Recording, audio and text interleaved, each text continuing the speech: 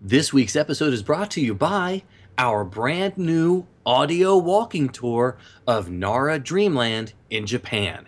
It's the closest you'll get to being there without actually being there because it's just an audio tour. By thy rivers gently flowing, Illinois, Illinois. O'er thy prairies verdant growing, Illinois, Illinois. Ladies and gentlemen, on behalf of the governor and the people of the state of Illinois, welcome. You are about to spend a few dramatic moments with Abraham Lincoln. When the repeal of the Missouri Compromise aroused me as I had never been before. What I have done since then is pretty well known. A. Lincoln. W Radio, your information station. Hello, my friends, and welcome to the WDW Radio Show, your Walt Disney World information station. I am your host, Jeff Heimbuck, and with me, as always, is George Taylor. This is show number 220, and we're here to help you have the best possible Disney vacation experience and bring you a little bit of Disney magic wherever you are. With this podcast, videos, live broadcasts, special events, books, audio tours, vlogs, blogs, hogs, logs, smogs, pogs, dogs, fogs, progs, mogs, and more. How are you, George? I'm doing fantastic. I think that's the first time I had to bite my hand while we did an intro. I'm not sure what you mean. Me neither, too, because we've got to be positive, pixie dusted, and remain excited about everything that we're going to talk about today, right? That's right. We have a great show lined up. We should just jump right into the history segment where we have a very special guest today to tell us about one of the hidden things of the Walt Disney theme parks. It's time for Disney History.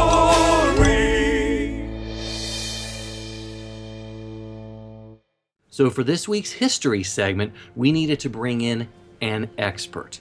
And the expert that we're bringing to you to talk about this rather unique Disneyland detail is Dominick Cancilla, the author of 396 Pure Unadulterated Dyed-in-the-Wool 100% Made Up Completely Fake Disneyland Facts. Dominick, welcome to our show. Thank you very much for having me. We're very glad that you're here because, I mean, this is a subject to us at least that has been very near and dear to our hearts. And, you know, not to beat around the bush, but we're going to talk a little bit about hidden Lincolns today. And Dominick is basically the expert in the field of hidden Lincolns. So let's just throw it to you immediately. What is a hidden Lincoln, Dominick? A hidden Lincoln is, there's two types of Lincoln that can be found in Disneyland. I believe they're unique to the Disneyland park. Type 1 hidden Lincoln is basically an image of Lincoln himself, or a character dressed as Lincoln. A Type 2 hidden Lincoln is a more simple thing. It's just a representation of a stovepipe hat. So you might see that in a wall with a brick shaped like a stovepipe hat, or a tile on the ground, something like that. So where did they come from to begin with? How did this phenomenon, begin in the Disneyland park? Well, it started way back at the very, very beginning of the park. As you know, Walt Disney, he was born in Chicago, Illinois. Illinois is the land of Lincoln, so he was a fan of the president from the very first start of the park. And the Imagineers used to joke that Walt Disney wanted to put Abraham Lincoln in the park because he talked about the former president so much. They would say, "Oh, we're building the Jungle Cruise. Hey, where should we put the Lincoln figure?" They joke about that. And they even went so far as they built a log cabin along the rivers of America and then just set it on fire, just to tease him a little bit. Because Walt would have been super excited that he was getting a log cabin. And the Imagineer said, nope, we're putting it on fire. Okay, makes sense. That's right. And Disney himself took Lincoln very seriously. You probably already know this. I don't know if your listeners do, but when the park was first being built, the places where tickets were sold out front were always referred to by Walt Disney as ticket kiosks because he would never use the word booth. He just loved Lincoln so much. Oh, wow. I didn't know that. That's an interesting fact. Very serious. Yeah, that should have been, that's a fantastic hidden history detail, basically. Oh, sure. Well, then I'm sure you know, in the 1950s, there was the big stovepipe hat craze that Disneyland went all crazy with, and that's actually one thing you may not know is that in the comics for the with Scrooge McDuck and Donald Duck and his nephews. That's why Scrooge McDuck wears a rather short stovepipe hat, as a tribute to that stovepipe hat craze. Wow. That makes so much sense. I mean, does. it beats a raccoon hat any day.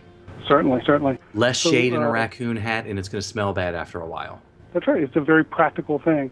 Yeah, and the then in the stovepipe. late 50s, Walt Disney was one of the people behind the movement to change the pattern on the back of the penny from an image of wheat to an image of the Lincoln Memorial, which was actually completed in 1959.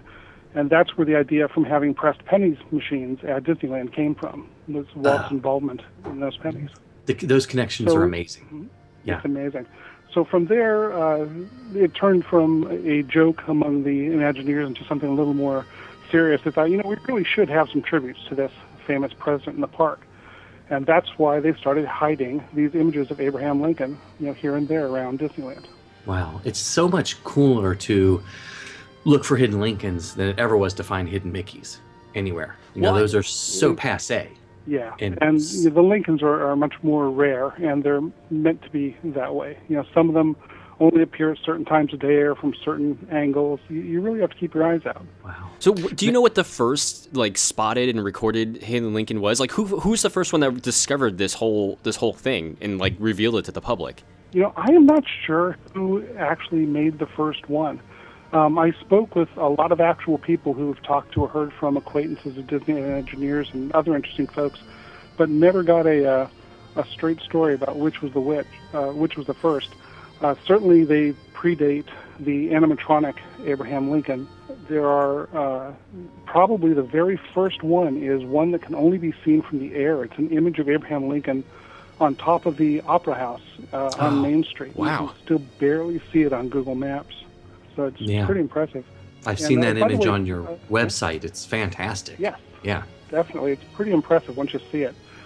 And one thing I should mention, that another little factoid is, speaking of that Abraham Lincoln robot, did you know that there are more robots of Abraham Lincoln on Disney property than there are animatronic figures of any other U.S. president? I did not, actually. Wow. How many are there? 2. Oh. That makes sense. Yeah, it does make sense, actually. Makes a lot of sense. The one thing I have special for you and your listeners is I actually recently just discovered a new hidden Lincoln at Disneyland, one that I had never noticed before. Oh, wow. And yeah, so that's on the Pirates of the Caribbean attraction. During the attraction, there is a scene where a pirate is stepping from shore onto a boat, and he has a pile of hats on his head. And if you look at the very, very top hat on that pile is a stovepipe hat. And I don't know how this hasn't been noticed before. I think it's because the hat's black and it's very dark in there. It's hard to see. Wow. But I actually got a picture of it, and I have not yet loaded them on my website. So you and your listeners are the first to hear about this. I'm going to have to check that out when I go to the park this weekend. I don't think I've ever noticed that before either. So amazing to hear that. So, Dominic, a lot of what we look at with our history segment is some of the influences and things like that. And we know that Walt had visited the 1964 World's Fair and probably some of the other World's Fair. But in preparing for any of the Disneyland stuff, do you think he ever visited Ford's Theater in D.C.? I kind of doubt it. I haven't heard anything about that. Okay. And frankly, I just think it would make him depressed. Okay, so probably not a good place for him to be then. Okay. I mean, He's looking for positive stuff. Okay. I do know that, speaking of the 64 World's Fair, he actually had Mary Blair do some drawings of an attraction he was going to call a Little Government that had little teeny figures of world leaders as children. And I think that may have been a precursor to the splitting into 2 attractions. It's a Small World and the Lincoln attraction. Oh, wow. See, we're finding all sorts of great little tidbits that nobody really knows about. That's what we like. We like hearing these weird tidbits that kind of will get lost to history over time. So, yeah. Dominic, how many hidden Lincolns are left on Disney property at this point? I know some have gone away over the years, but how many are left? Do you know? Some have gone away. A few rare ones have been added. I know that there were a few pictures within the Opera House when there was the 50th anniversary exhibit, things like that. The most recent one I can think of is there's one within the Indiana Jones attraction. I think there's approximately a dozen of them left. Right? Wow. Those are incredible. And they haven't made it outside of Disneyland. There are none at DCA and none on the East Coast, right? As far as we can tell. That is correct. Now, if there are any, and if anyone has documentation they can send me, I'd love to hear about it. Oh, yeah, so tell them. Definitely have to be documented. Yeah, tell them how they can submit their own hidden Lincolns if they find them. Oh, okay. If you go to my website, hiddenlincolns.org, there's a link if you'd like to email something, or you can give me a call if you have a story about a hidden Lincoln you've seen. You can call the Linked to Lincoln line. That's at 424-78-LINCT. And leave me a little message. I would love to hear from everyone. Oh, that's excellent, excellent. So, I mean, to me, again, like I said before, it's just great to hear these little tidbits that are being lost to time, and we're very thankful for, you know, Disney historians like you who are keeping these stories and these things alive that, I mean, most people have never heard of before. I mean, this is the really good stuff that we're kind of losing, so we appreciate your hard work. Where can people find you and all about Hidden Lincolns on the internet? So it's hiddenlincolns.org. That's awesome. where you can find me, and there's pictures on there, and if you send me more pictures, I'll post them if they're verifiable. Awesome. Wow. And if you'll say the phone number one more time for us. Sure. The Linked to Lincoln line is 424-78-LINCT. Dominic, really, thank you so much for coming on the show and telling us a little bit about Hidden Lincolns. I appreciate it. George appreciates it. I'm sure our listeners, once they hear it, are going to really appreciate it. Really, thank you so much. And listeners, really, go out and find these things. Like, see if you can find any more, and be sure to send Dominic if you come across anything, any new findings. Dominic, thank you again for coming on the show. All right, thanks for having me on. All right, but take care. Bye-bye. He's a nerd, he's a geek, but we all like to hear him speak. So listen up to the words from his beak. It's George's Book of the Week.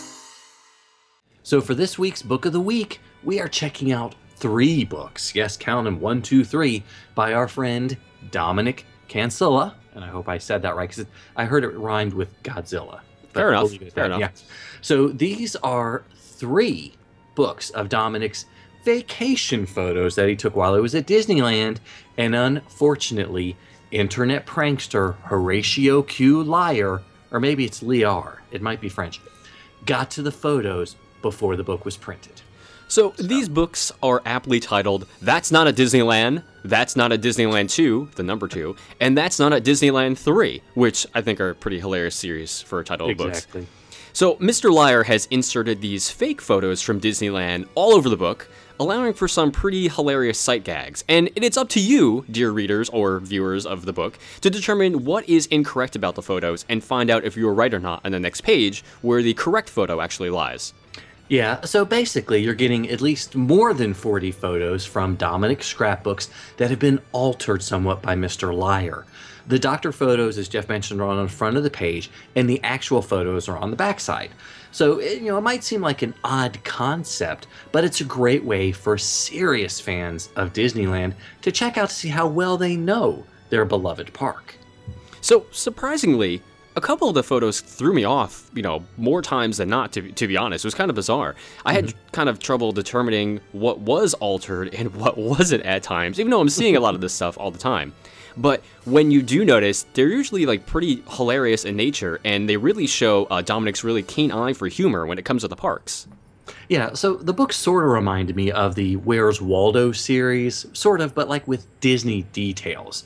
And it really shows off how well some people can use photo manipulation programs. That's right. And yeah, because we don't have a sponsor that rhymes with Motopop. So we're not going to say I won't say which the ones. name. Yeah. So the books can be seen. They're not that expensive, but they're more than you might pay for a traditional guidebook. But I think most Disneyland fans are really going to appreciate Dominick's humor. Yeah, and there may even be a sweet little subtle reference to everyone's favorite greatest online show in them as well, specifically the very first book, but I mean, that's not why we're so inclined towards them, but it does help, I'm not gonna lie. Yes, and for those of us who don't get to visit Disneyland every single day, Dominick has included a reference to all the photos, he calls it the photo notes section, in the back of the book. And, basically he's given us a handy reference to everything that Mr. Liar changed. I would say shame on him, but it is actually quite funny. It is kind of funny, so this is one time, it's okay. Exactly. So I do have to admit that I found the book to be a fun distraction and really an interesting way to look at Disneyland. And some of the photo changes were easy, and as Jeff mentioned, some were quite difficult to figure out what he had done. Yeah, and like George said before, I mean, if you're a Disney fan, you'll definitely get a kick out of these books. They're really well done, they're fun, they're entertaining, and they just provide a little something different than from what you're used to when it comes to Disney books. So I definitely say you check them out. Yeah, so we've got That's Not at Disneyland, That's Not at Disneyland 2, and That's Not at Disneyland 3 by Dominick Cancilla. If it's a legend that you seek, come on and take a peek at the window of the week. This week's window is located at Walt Disney World's Magical Express, and it reads, Communicore Overlords, saving the world, one darkest timeline at a time. No threat too small, but some are too big. George Taylor, Jeff Heimbuck. So, George Taylor is one half of the devastatingly handsome duo of Communicore Weekly. Hailing from North Carolina, George has no idea why his name is on a window. Jeff Heimbuck is the other half of the devastatingly handsome duo of Communicore Weekly. Brooklyn-born, Jersey-raised, and California living, he paid us $10 to read this window tribute. Sometimes you might see it, sometimes you don't. Hey, look, what's that? It's a five-legged goat. This week's GOAT comes from Dominick's completely factual DisneyLies.com, where everything is on the up and up. So, Big Thunder Mountain Railroad, which we talked about many times before, but the one at Disneyland, it held a secret before the attraction was even built, and it wasn't revealed until many, many years later. So at the very end of the ride, when you're in the train cart, water is splashed on both sides of the train just before you head back into the station. Now, this water has gradually worn down a section of the rock on the left-hand side, revealing an enormous Tyrannosaurus Rex skeleton. Now, this skeleton, which has come to be known as Sue, is the largest, most complete, and best-preserved skeleton of her kind in the entire world.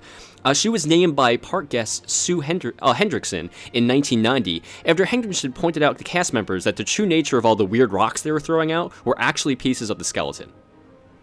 So, speaking of weird rocks, that's this week's prize. What? I got a rock, Charlie Brown. I got a rock. What did you get? So, no, we actually do have a very cool Communicore Weekly prize to give out, and our Year of a Million or So Limited Time Cadets prize winner. And for those of you guys listening to the show, this is the actual part that we're not joking about. What do you mean? We were joking the whole time? I didn't mean to say anything yet. That wasn't in the script.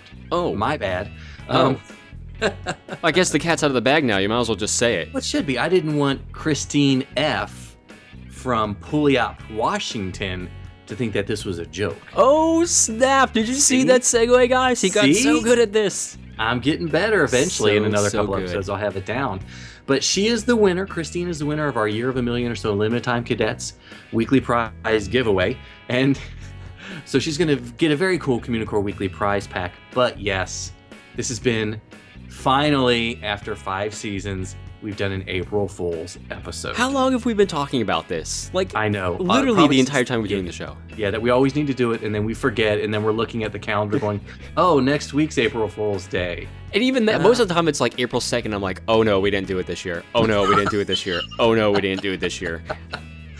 So yes, we do want to thank Dominick, because he is fantastic, and everything he does is just wonderful. Great sense of humor, loved it. And of course, the 5-legged goat in the window, sadly, were not totally true yet. Maybe? Question mark? But Dominick, really, when we first came up with this idea for the show, was like literally the first person we both thought of to be the guest. Yes. So 5 years in the making. Good job, Dominick. Exactly. So, but yeah, definitely check out Dominick's website, DisneyLies.com. Or was it True Disney Lies? Ooh. No, that's the Schwarzenegger Disney Schwarzenegger website. Yes. I get confused. And check out his books too, because I think you'll enjoy them as well. But that is the end of our first ever and only April Fool's Day episode. Fair enough. We don't even have a special theme song for this one. We don't. It's just... It should have been Communicore, sucker. Yeah, that's every week, George. That's every week. Our bad. So, okay. Well, so thank you guys so much for watching and listening to another episode of Communicore Weekly. Yeah, however you listen to the show, whether it's on iTunes or on YouTube, leave us a comment or a rating. Let us know. We'd love to hear what you thought about it. Yes, and email us at communicoreweekly@gmail.com because I was so excited about my segue working for once that I forgot to mention that's how you enter the weekly contest. Email us at communicoreweekly@gmail.com to be part of that. And you can also like us on Facebook.com/Communicore Weekly, and we always post stuff there all week long. Yep. And follow us on Twitter, Instagram, and Periscope. I'm at Imaginerding. He's at Jeff Heimbuck. And of course, leave us a voicemail on the Communicore Weekly Goat line at 424-785-4628. And make sure you visit the Communa store on the website where, no joke, we've got some great t-shirts for you. Yes, which your friends might think are a joke. More than likely. More than likely. So visit the website, buy some t-shirts. You can also still get your official cadet membership card or stickers by sending a self-addressed stamped envelope to Communicore Weekly, P.O. Box 432, Orange, California, 92856. And visit patreon.com/Communicore Weekly to find out how you too can support the greatest online show. For Jeff Heimbuck, I'm George Taylor. And for George Taylor, I'm Jeff Heimbuck. Thanks so much for listening, guys and gals. We'll see you next week on Communicore Weekly, the greatest online show.